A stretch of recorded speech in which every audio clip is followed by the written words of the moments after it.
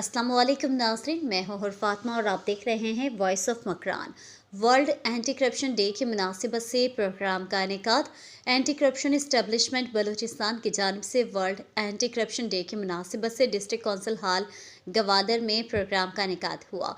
इसमें deputy director anti corruption Makran division Farid Sakhi Baloch, pro vice chancellor Gwadar university doctor Mansoor Baloch, additional deputy commissioner Gwadar Tabish Baloch, AC political Turbat Mohammad Jan Baloch, civil society के convener chairman Mohammad Jan Baloch और DEO female Bilkis Suleman ने खिताब किया।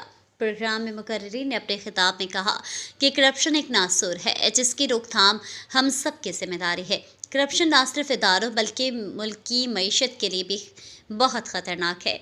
उन्होंने कहा कि समाज में एंटी करप्शन के हवाले से ऐसे प्रोग्राम का इनेकाद करना वक्त की अहम ज़रूरत है, जिससे लोगों में इदारों के हवाले से मालूमात हासिल होगी।